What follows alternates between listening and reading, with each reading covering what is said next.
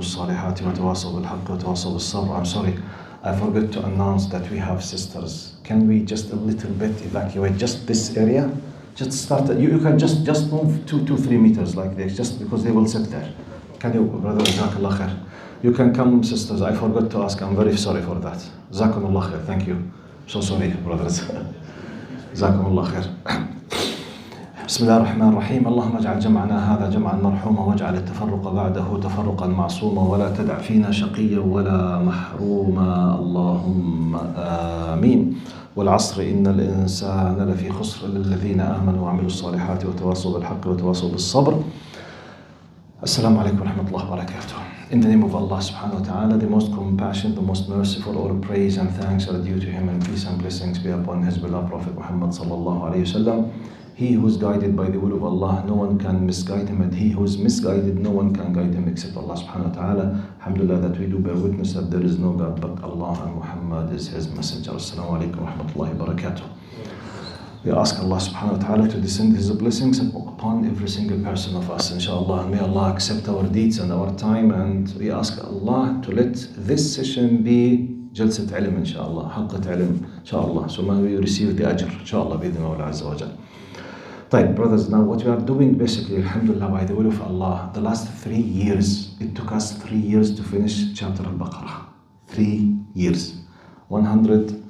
About 120 session. Now, the last 6 weeks we are reviewing, I'm picking and choosing the most important things that we highlighted, because it's the longest and the biggest and the most intensive chapter in the Quran. So it's good just to fix the most important things. So I'm trying now to sum up every 7 to 10 past sessions in one session now, by choosing the most important.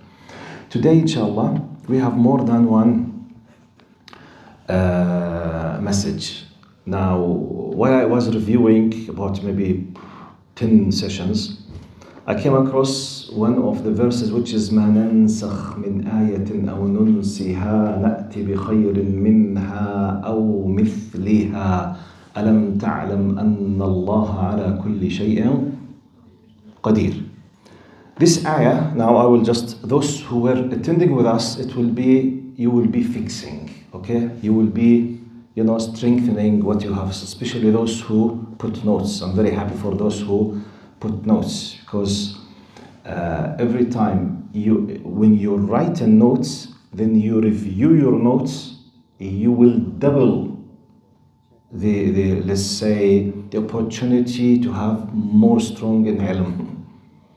And when you read it again or try to put a summary by your own way, you will have more ilm. That's why they say al-ilmu yazku bil-ata.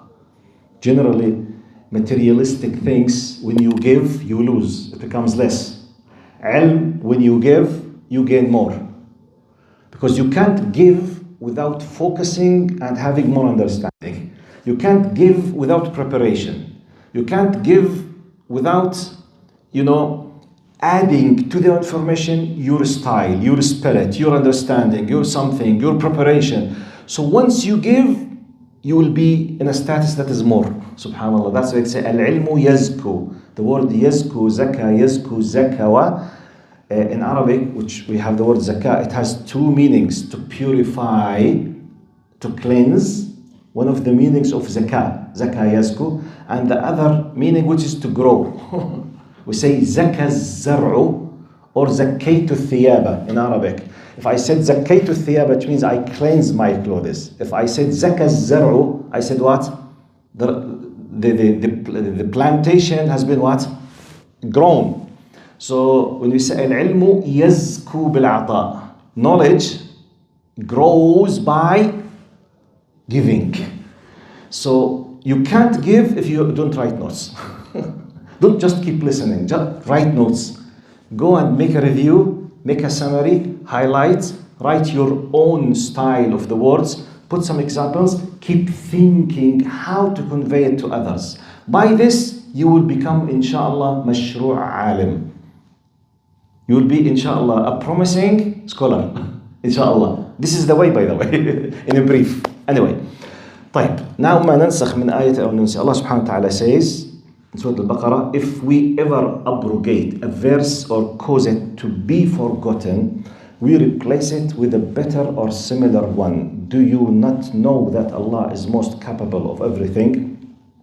In the footnotes, Dr. Al-Khattab in his translation says the Quran was revealed over a period of 23 years. New rules were introduced when the believers were ready to accept and apply them. Replacing a ruling with another is called abrogation, nasakh. Okay? Now, for example, alcohol consumption was forbidden over 3 stages.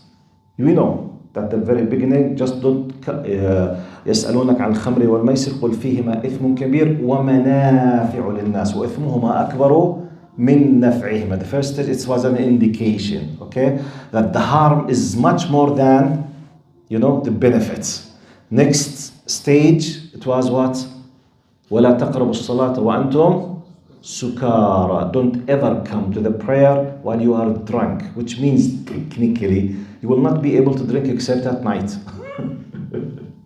Just after the Isha, before the Fajr. The last one, إنما الخمر والميسر والأنصاب والأزلام رجس من عمل الشيطان فاجتنبوه. That was the last one. And here comes sometimes some so-called ignorant, liberal, cool Muslims who claim that they understand the Quran. They say, Sheikh, I challenge you, where did Allah make the alcohol haram in the Quran? He did not mention that it's haram. I said, Habibi, because you have, I'm sorry for the expression, you have ras battiha. You know what this means in Arabic? Anyway, untranslatable. Okay. Because the word ijtanibuh in Arabic, it means 13 doubles of haram. You know that? Yes. It's an exaggeration. At least tens. Because ijtanibuh means it's haram to drink it, haram to hold it, haram to sell it, haram to buy it, haram even to sell your grape or apple to the factory which produces alcohol, haram to carry in your lorry or in your truck, haram to sit with someone who's drinking, haram to help someone or to deal with someone who's dealing with alcohol, and about 10 or 12 or 15 types, it's completely prohibited in addition to drinking and consuming. So those ignorants who say, where is the evidence that it's haram? They know nothing about Arabic language. I don't blame someone who does not understand Arabic, but an Arab Muslim who claim where is the haram without understanding Arabic language or the Quranic Arabic. Be careful. Quran is superior upon Arabic language. Without the Quran, Arabic language maybe long time ago, maybe, disappeared. What do you think preserved the Arabic language? Do you think Arabs? Arabs preserved the Arabic language? But by the way, do we have Arabs who speak Arabic now? I'm speaking Arabic Fusha. Do we have? No. Most Arabs, they are not Arabs. If we mean by Arabs who speak proper Arabic, we don't have Arabs. Wallahi, the Quran. It's the Quran. So you need to understand the Quranic Arabic. طيب. What's the importance of this verse? Abrogation. Now, I will be highlighting or reminding those who attended with me this ayah in 2 levels. Micro level and the macro level. Okay? The micro level, we need to understand that part of our Sharia, part of our deen, that Allah did test believers by giving rulings, then He changed them. Why? Allah decided. Very simple. Some of the aspects of this, some ulama, they call it the graduality or the steps, like the alcohol. Stage number 1. Now, do we have the ayah which says, وَلَا تَقْرَبُوا الصَّلَاةَ وَأَنْتُمْ سُكَارَى? Do not come to the prayer while you are drunk. Do we have it in the Quran? Is the ruling inside this ayah applicable? Is it applicable? Is it a ruling now? No. No one can use it now. We read it. It's part of the Quran, but the ruling what? Abrogated. But why important to understand this? Because if someone who is okay with good intention, he does not understand, she does not understand. He said, look, I want to follow the Quran. The Quran says, لا تقربوا الصلاة, don't ever come near to the prayer if you are a drunk. Which means, if you are not a drunk, sorry, outside, as long as I'm not drunk while praying in the fard obligation time, I can drink. He said, this is an abrogated ruling. It came in a time as a graduality of raising the Muslim Ummah at the time of the revelation. It is part of the Quran, yes. We read it, yes. The ruling inside it is not applicable anymore. That's why important to know the naskh, the abrogation. And why Allah subhanahu wa ta'ala said, مَا نَنْسَخْ مِنْ آيَةٍ أَوْ نُنْسِهَا. This is the micro level, which is the simple, small things. طيب. اللهم صل على سيدنا محمد. The macro level now. Great. Now, Islam itself came to abrogate what? What? Yes, Jazakallah khair. The past, the latest, revealed Sharia from Allah, which is Christianity, Judaism, Abrahamic faith. By the coming of Islam, which means in Islam, no one can say, look, is the Torah the book of Allah? Imagine, just theoretically, hypothetically, for the sake of argument. If someone believes that the Torah still does exist, we believe that it does not, okay? But imagine that someone is holding this faith, and the Injil still does exist. Even if it does exist, without any kind of changing, it's not valid anymore. Because by the coming of the Quran and the Islam, everything is what? Abrogated. Nusakh, which means khalas. All the rulings inside it, if it's not mentioned in the Quran, which is the latest version, it's not valid anymore. This is the importance of understanding the concept of abrogation. But why? If you remember, just to make it simple to you, one of the examples I use, وَلِلَّهِ الْمَثَلُ الْأَعْلَى, just to make it simple, because sometimes some people, they say, some followers of other religions, they accused Allah when discussing this point with something called al-bida'. It's a very, very specific terminology in Aqidah called al-bida'. أي بدا لله شيء لم يكن قد بدا له. They say, hey, you mean when you accept abrogation as if you are accusing Allah that Allah was not have a latest understanding of proper thinking about what should be done. So as if he's like a human being, experiencing, then he updates according to the experience, which is a very false and funny things. But sometimes لِيُجَادِلُوكُمْ, just to keep arguing with you, just to keep what? Highlighting some doubts. The point is very simple. The example is like the following. Like now, it's a human example. It's not applicable 100%, but just to make it simple and easy. Those who invented the Microsoft or the Windows, they designed something up to the moment, if those who are above 30 years or more, you remember Windows 95, which was the first version of Windows 95. I worked many years in Windows 95, okay, 30 years ago. I did whole of my PhD on Windows 95 and Microsoft at that time. At that time, for us, Windows 95 was the best of the best of the best of the best. But few years later, Windows 2000. It was a mind-blowing at that time. Once once Microsoft released the 2095,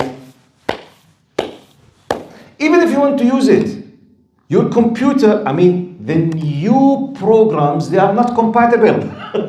You can't function. It does not work. Even if you want, everything will start. Stop. You can't. Few years later, you will have new, version of Windows. Now we have Windows what? The personal. 11, I think, huh? Yes. Which means, the latest. Now, we accept the latest as the best. We as human beings. Is it something strange or weird? No. What is the resembling? Simply, Allah, as if, I'm just making simple. Allah was dealing with humanity like a child. Humanity.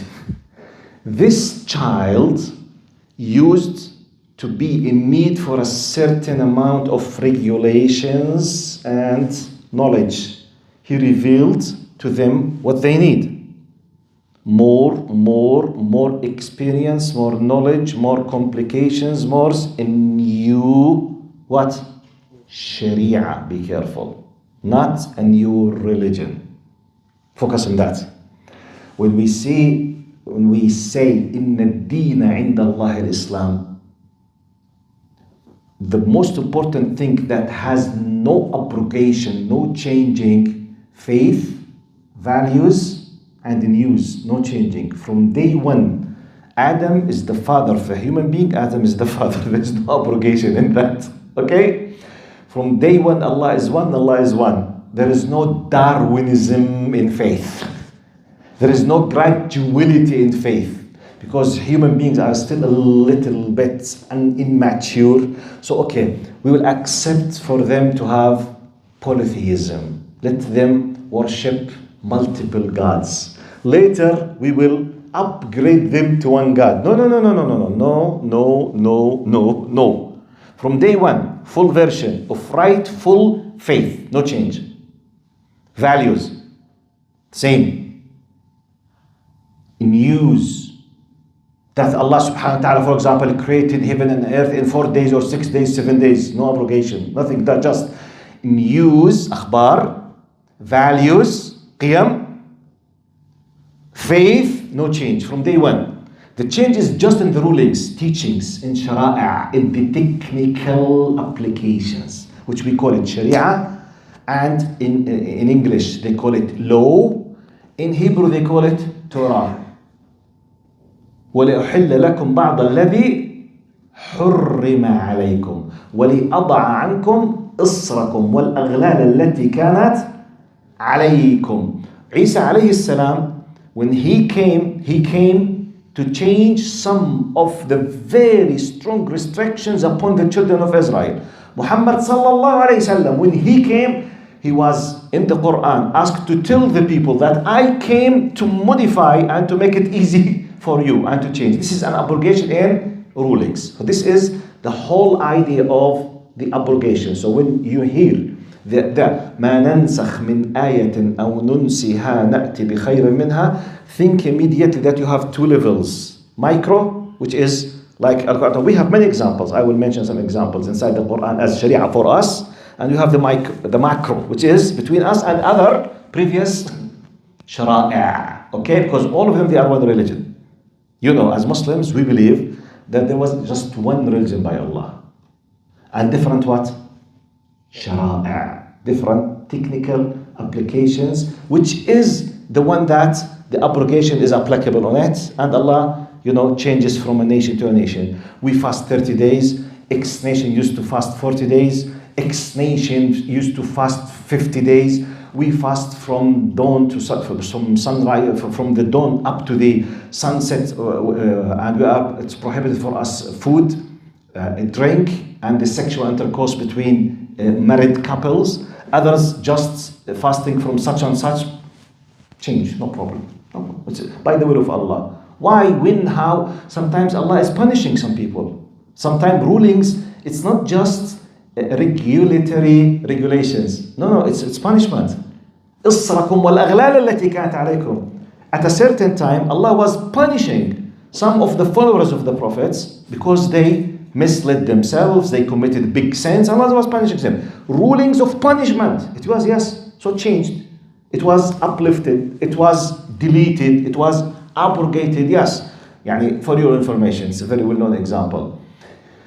Children of Israel, 3,400 years.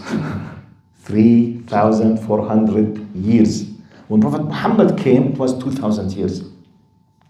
To the best of our knowledge, no group, no faith-based group from the monotheistic original religion, they had this long time in the relation with Allah, with the prophets like them. So at a certain time, part of the very tough restrictions upon them has to do with the tahara, the cleansing, or the, let's say, ritual cleansing. We have physical cleansing and we have ritual cleansing. When we do wudu, for example, you are doing both.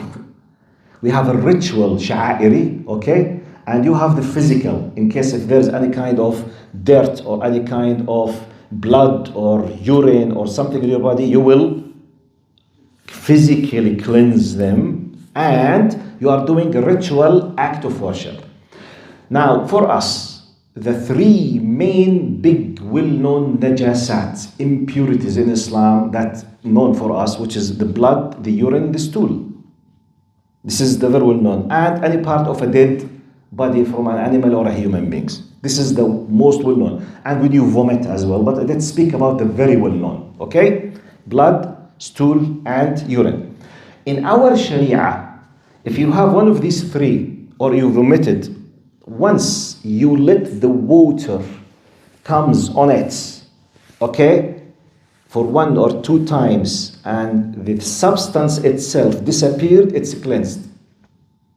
Whether it's your hand, your face, your body, or your clothing, okay? In Judaism, at a certain point, if any part of najasa touches your clothes, even if you put the whole water in it, it will not be cleansed. Unless if you cut it with the scissor, literally, and you throw it, then you replace it with another piece, and you sew it. What? Yes, it was the rulings in Judaism. Which is, can you imagine how difficult it is? Can you imagine? Can you imagine you have buying a new jacket and you're holding your baby, then oh my God. 1 hour later, it's really difficult. It's a ruling, but it could have been a punishment. But it was a ruling. So why? We don't know. Allah subhanahu wa ta'ala decided, do this in this way. خلاص. لا حول ولا قوة إلا بالله العلي العظيم. But this is the most important things that we highlighted when we highlighted the concept of what? Nasakh. طيب. Next thing we did. اللهم صل على سيدنا محمد.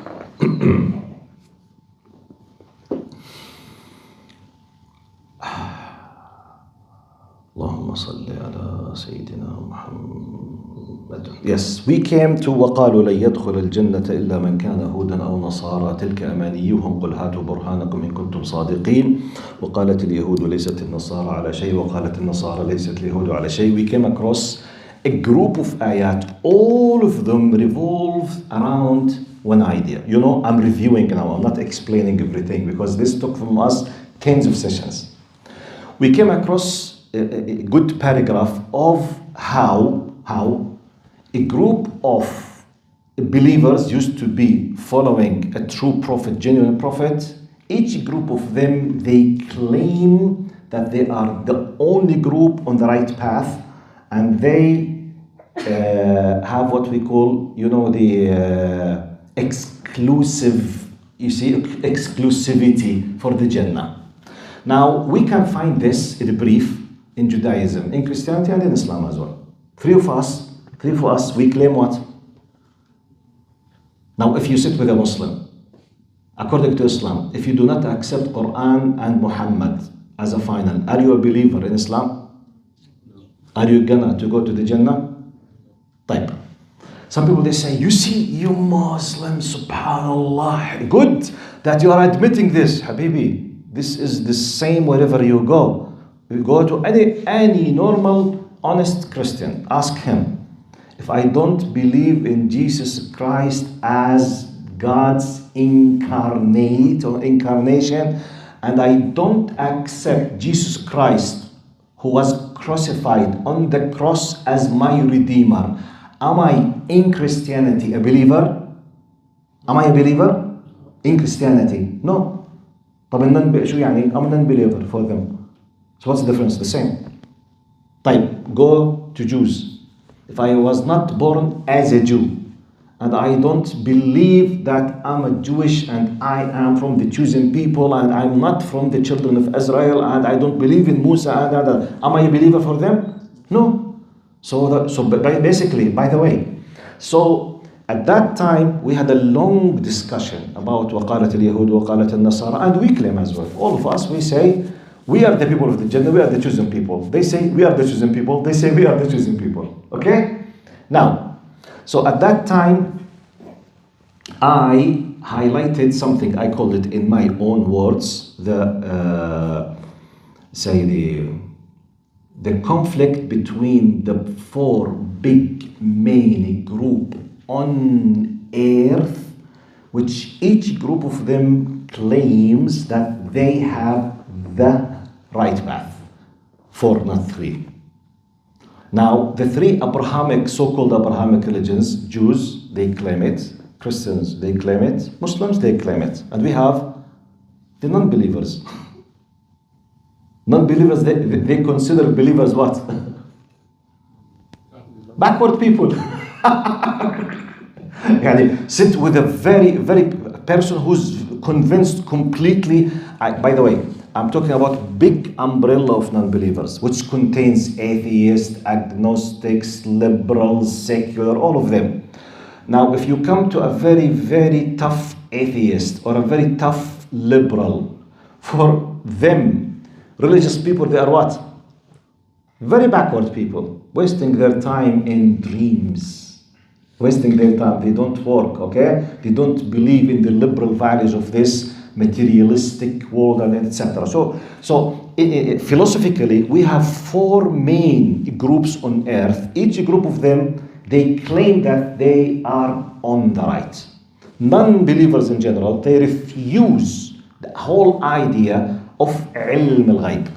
Generally speaking, when we speak about liberals, agnostics, atheists, materialistics, Darwinistic, generally speaking, it's not part of their interest by any way to speak about ghaib, angels, malaika, hereafter, afterlife. Is it or not? No, it's completely. So for them, life is what?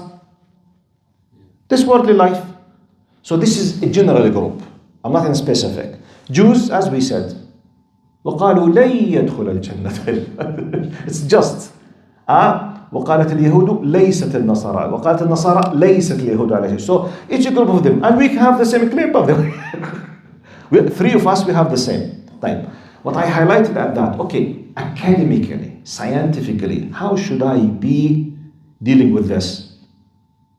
Now, logically, my understanding as a Muslim, as a lover of his, as a passionate practicing Muslim, my understanding, number 1. Now, it's not my problem what others think. My problem now to present what I believe in. Number 1, okay? But just for academic reasons, we are just enlarging our spectrum of understanding how others think, because this will help us how to communicate with others. When you know that you share with him XYZ, it's good. You can have a common area. But do we share everything? No.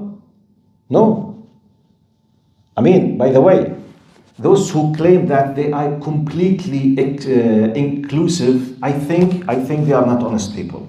Because it's impossible to be completely inclusive. Impossible. How? Simple example. Can Canadians be inclusive completely in everything? Simple question. Can you accept all the people on earth to be Canadians? If those are who are eligible and they said 15 years, hardly to take the PR. Where is inclusivity? Seriously, I'm asking logically. Inclusiveness is impossible. No, I don't care who claim it. I care technically, is it possible? It's impossible. Impossible. Ethnically, it's impossible. The classes of the people in terms of the money, it's impossible. You can't include everybody in what you believe. It's impossible. Now, for us, as a group of faith on this, which we are about, let's say, more or less, we are about to be quarter of population on planet Earth. How do we look to this dilemma? The dilemma of who is right and who's wrong? How do you look at others? How do you view them? How do you address them? What do you say? Look, now, Allahumma salli ala Sayyidina Muhammad. Now, one of the great things that we highlighted that time is the following. Allahumma salli ala Sayyidina Muhammad.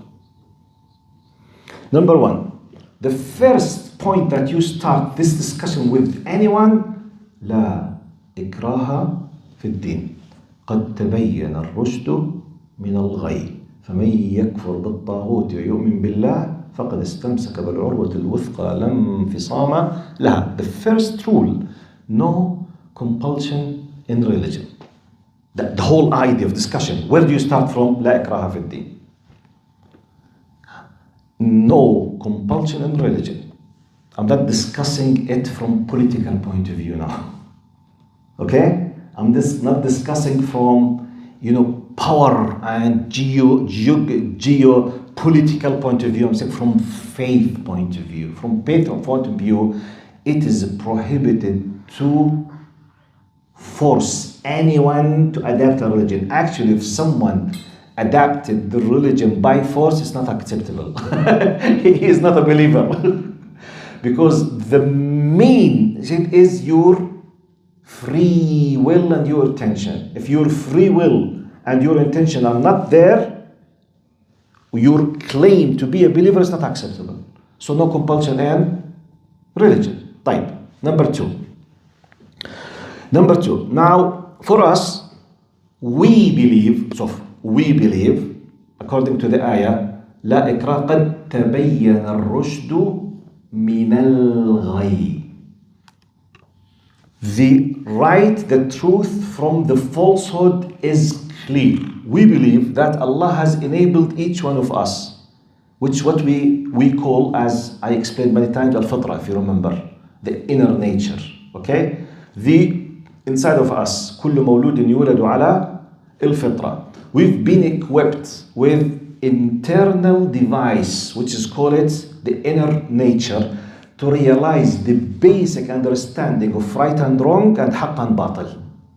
Depending on that, then we have an added values. The power of intellect, you have the environment, the language, the power, the money, the education, they are in addition. But the base, we've been equipped in general to realize. It has nothing to do with the education. You don't need someone to educate you, even if you did not go to any school, even if you don't speak any language, to realize that if someone came without any reason and he slapped you in your face, that this is what? Wrong, or haram, or illegal, or unacceptable, or injustice, even if you don't have the power to express it. Do you need someone to teach you that this is injustice? While you don't, in the same, if this person attacked your son and he hit him badly and you came to defend your son and you caused a big harm to this attacker, you don't need anyone to tell you that you don't have this right to defend yourself. Even if you did not have any degree in any field of knowledge. This is what? Built-in realization of understanding and meanings, which is fitra. This is embedded. We don't teach it. Now, we have in the more sophisticated, depending on that, Allah subhanahu wa ta'ala will be judging the people in the day of judgment. Yani, if someone was following a religion, this religion tells him that your Lord is a human being. The one who created you is like you, eats like you, sleeps like you, goes to the washroom like you, forgets, regrets, cries, and he holds envies and hatred, and he forgets and. Right. By the common sense, when this person dies, Allah will ask him, did it come to your mind that there could be a problem in your religion? Yes, Ya Allah. What did you do with the messages that I sent to you that you did not feel comfortable all of your life with your religion? And you were hearing that there is another version of religion which is 10 times better than yours. You had an idea and you refused even to think about it. You got this point? It's like, more or less, give you a simple example about the fitrah, and let me just close this file, just because I'm just reviewing. If, simple example, you were walking with your cousin, you love your cousin, you respect him and he respects you, and for whatever reason, your cousin stopped suddenly. He said, hey, why did you stop? He was looking at something, you looked at what he was looking at. There was an open window passing by a house, and there was a very valuable jewel inside the room. You know that this house is not his, the jewel is not his. However, someone forgot the window open. So he started thinking to do what? Steal it. To take it, okay? To steal it, to be a thief. So you told him, hey, please don't do what he said, don't interfere in my business. He said, please don't do it, I don't care. And he did it, and you were an eyewitness. Okay? Fine. Then he managed to escape with it. Last, it was in your neighborhood. You know the people of the house. And you know the disaster they started facing by losing this amount of money because of this piece of jewel. And they were asking everyone, have you ever seen anything? And you were one of those whom they were asked, and said, no, I did not. Now, do you know who did it or not? Yes. Time.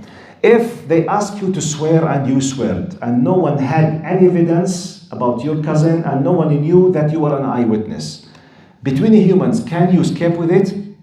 Yes, definitely. You have already escaped with it. Khalas, file is closed. Now, when you stand before Allah, if Allah asks you, did you witness? Can you say no? Type. Yes, I witnessed, but I did not understand. You did not understand what? You did not understand what? Can anyone dare to say it? No. You understand it's a theft. You know it's a theft. You decided to close your eyes or to support him. You, God forbid from all of you, this person is a criminal. Period. That's it. You know, this simple example, this will be applicable on the fifth things. You will be asked. You will be asked. When you denied me as an atheist. Let's take a simple example. Mr. Pharaoh. You know Mr. Pharaoh? You know? Very well known. By the way, he's a celebrity in our measurements. Mr. Pharaoh, he lived for years claiming he is what? God. قال أنا ربكم الأعلى. I'm your, transcendent Lord. ربكم الأعلى. طيب. Do you think Pharaoh himself did not know that he is not their Lord? Yeah, he knew. He knew, طبعا. The simple example I always used to use. Every time he goes to the washroom, he realizes that he's not God.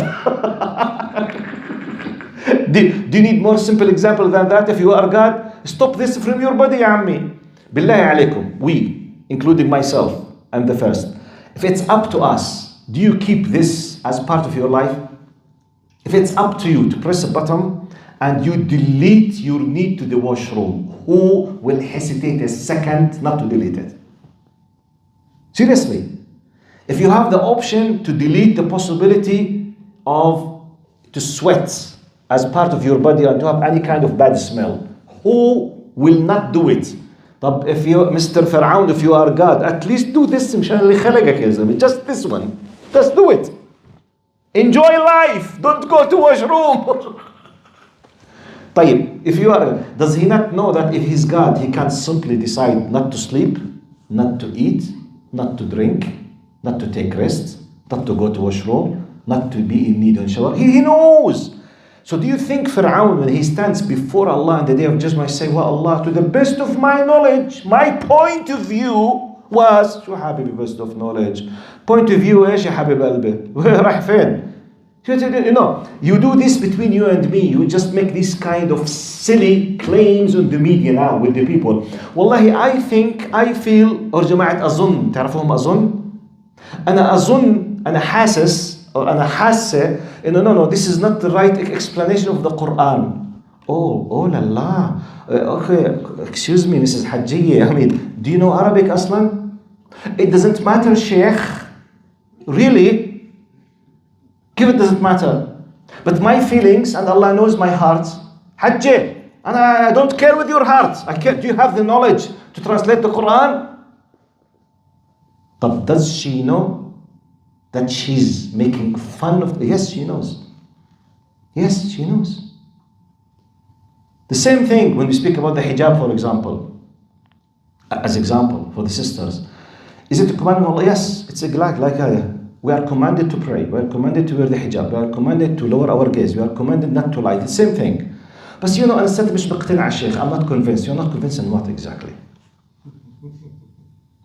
Imagine if this is acceptable. Sheikh, don't push your daughter. Let her be convinced. Okay, don't push your son. Let him be convinced in prayer. Okay, let the population be convinced that zina is haram. Let them be convinced. If they are convinced, then they will stop committing zina. Okay, let them be convinced that alcohol is an obligation. It is prohibited. نعم? There's no religion. No religion. خلاص. Shara'i is finished. Who told you it's up to your feelings or to your convention? But the point.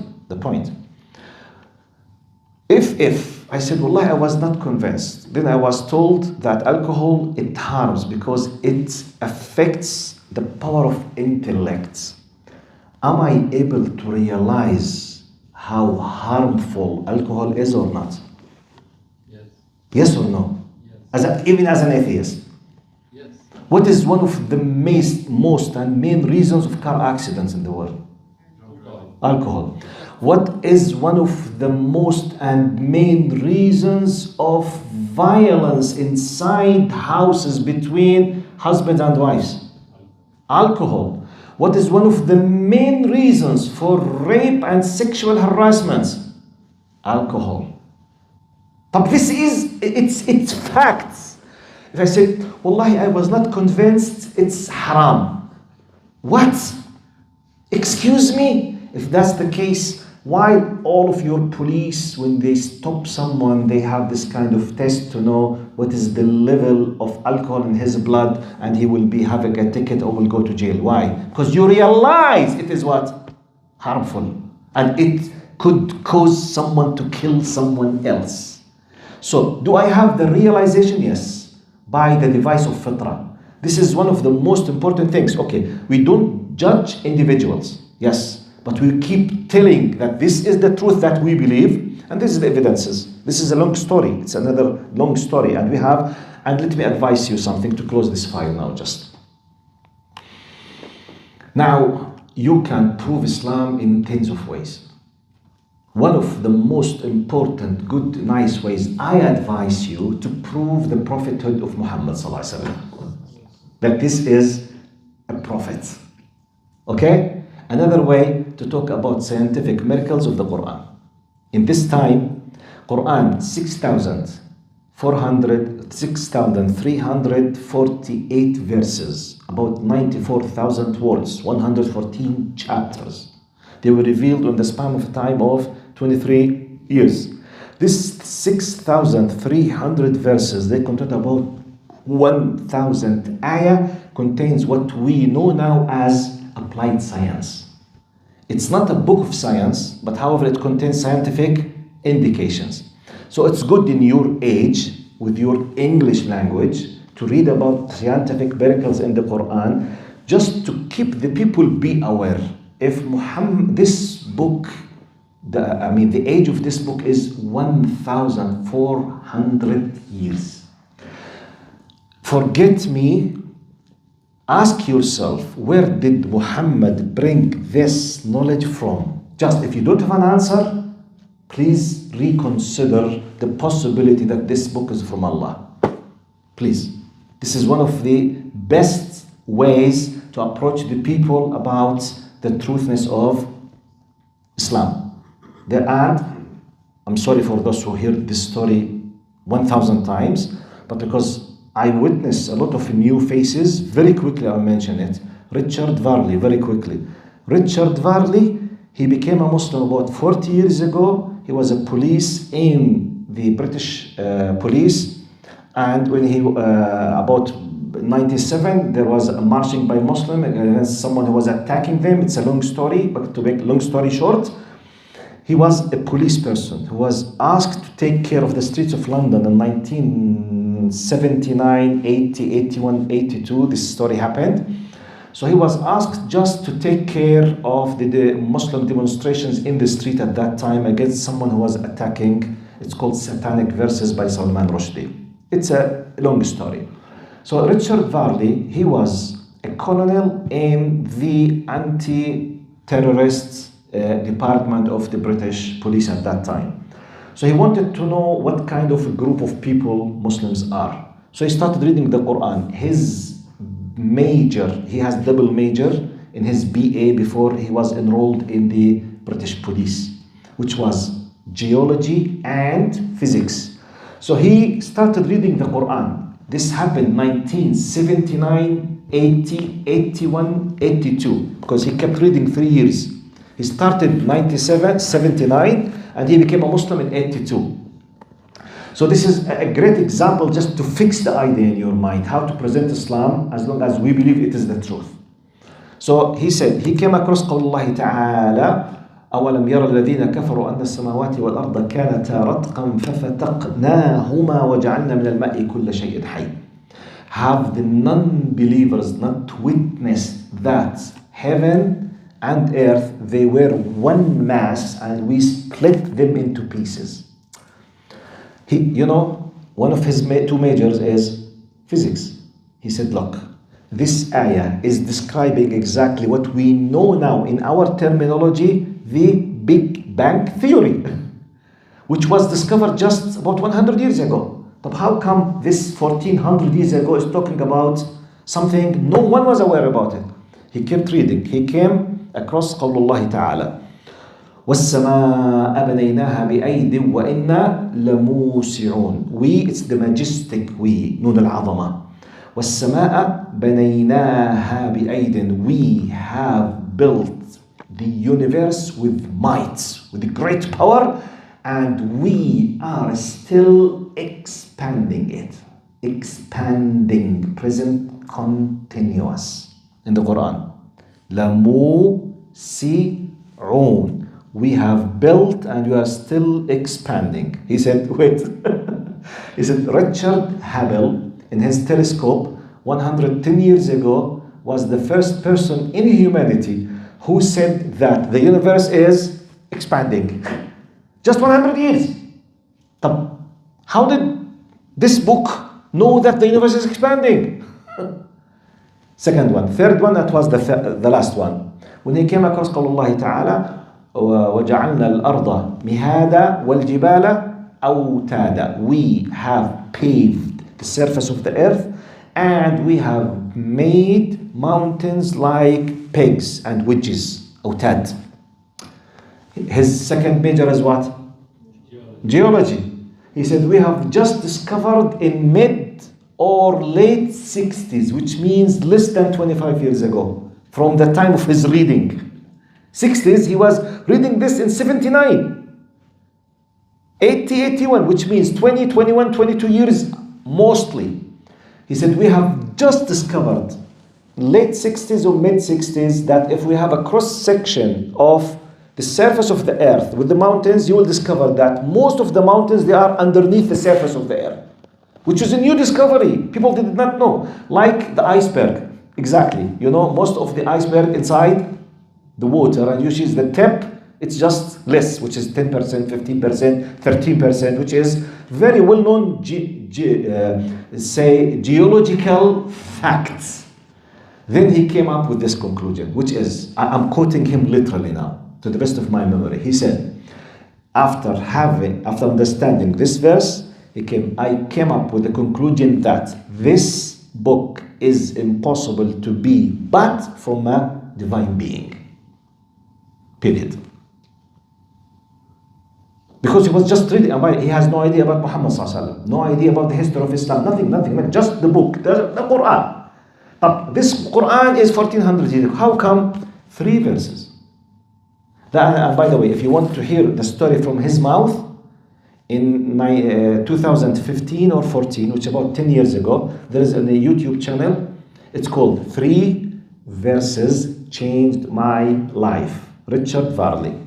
I'm giving you this example because now we are who's right, who's wrong. We believe you are right. So what's the evidence? Fadl. Think about it. Just think about it. Just think. We are dua. We call the people to the hidayah. If you can oppose it or disprove it, throw it.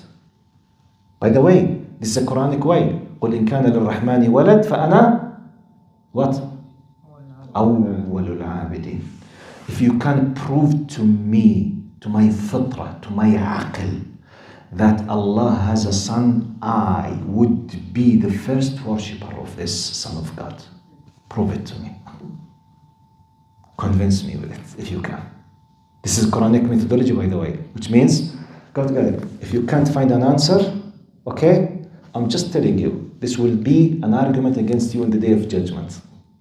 Khalas, my role is ended, finished, finito. You can't say يوم القيامة إنا كنا عن هذا غافلين. No, I did not know. You knew. It did not come to my mind. It came. I did not realize. You realized. I did not feel it. You felt it. So, no escape. Wallahu a'lam. But what will happen if someone, and we'll finish with this, inshallah. But what will happen, because this is a huge topic. By the way, what I'm discussing now, it took us about maybe 7 sessions at that time. Finally, from the margins of this point, what will happen with those who did not know about truth and did not discover the truth, did not realize the truth? What will happen to them? Now you have a general answer and you have a specific answer. The general answer, anything has to do with the final destination with an individual. Please use the golden rule. What is the golden rule? Allah does not commit injustice. Allah, from His attributes, is what? Al-Adl, not Al-Adil. It's not an adjective. It's like the source of, He is the source of justice. His name is Justice, not the just. He is justice. So, rule number 1. But what will happen with the people of Eskimo? I don't know. What will happen to the people of these tribes inside the Amazon? I don't know. But you have to know. No, I don't know. But I believe that Allah is just. Nuqta. Allah is justice. Don't worry about them. Worry about yourself. Do you know the haqq? Actually, do you know the haqq? Actually, Habibi, do you know or you don't know? I don't want to ask me. If you know the haqq and I know that you know the haqq, be careful when you stand before Allah for the day of judgment. So take care of yourself. Don't try to waste your time about what will happen with the people of the Eskimo. This is the general answer. The specific answer, we have a very strong Sahih Ahadith. Some of you, maybe it's new for him, that there is another level of test for those who did not come across the haqq in the dunya after death, in the day of judgment. Do you know this? There will be a test, a new test in the day of judgment. But ya Sheikh, they have already passed away and they discovered the akhirah. Yes, and they will be tested. What? Yes. Which is mind-blowing. This is the hadith, and I will finish with this. Prophet Muhammad ﷺ was asked in some context about al-rajul al-harim, that, you know, about the very, very old person, or the crazy person, or the deaf, or the one who does not realize, he was not aware what's happening around him, which means it's a symbolic example about the one who did not receive the haqq, for whatever reason, which could be applicable in millions of people now, living in somewhere east, west, north, south. The media is brainwashing them. They refuse the haqq because it did not reach them, or it reached them completely with the false, you know, accusations. Okay, no problem. What will happen to them? They will be tested in the day of judgment. How? Now, when they come to the accountability, all of them simply, they will be saying, Ya Allah, we did not know the haqq. We are sorry, we don't know. True. They will be tested on spots. And the test is a mind-blowing one. They will say, okay, have you realized that there is hereafter? They say, yes, we are in the hereafter. What do you want more than that? Type. Your tests, they will be asked to throw themselves in Jahannam. What? قال فيقال لهم ادخلوا. They will be asked, get yourself into the hellfire. قال فوالله من دخلها لن يدخلها وسيدخل الجنة. Anyone he said حاضر يا Allah, he started to throw himself, he will go to the Jannah. And anyone refused, he will go to the Jannah. He will go to Jahannam. What? Yes, a new test in the day of judgment. Which means, okay, you are witness because some people, معقول, يعني معقول, yes, معقول. Is it possible? Yes. Why it's not possible? Why? Why would you think? But they have witnessed, and the malaika, they are talking with them. Yes. Mr. Iblis, who was talking with him? Seriously? Allah. قال يا إبليس. Allah was talking with him, but he refused. He was with the angels in the Jannah. He was eyewitness. He refused. لا حول ولا قوة إلا بالله. So the idea is not, because some people refuse, yes, we refuse. لا إله إلا الله. طب it's not my problem يا حبيبي. I'm not in charge of them. يعني don't look at me. It's their problem. It's their what? Problem. So, okay, in conclusion, one of the most things that I keep repeating in this dars and other durus, the fact that the haqq and the batil are clear does not mean the people will follow it. Please be careful about this. Because some people, they say, you know, they don't know. Who told you that when they know and if they knew, necessarily they will follow the haqq? Abu Jahl, do you think he did not know the haqq? Abu Lahab. Forget, Iblis is the best example always, ever, the best example. Was Iblis an atheist? No. Was Iblis an agnostic?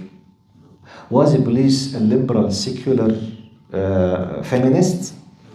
Seriously, he was not. No. By the way, he was completely aware that Allah is the creator and Allah is the one who deserves it, and everything, all the items in our faith, it was completely clear to him, yet he refused.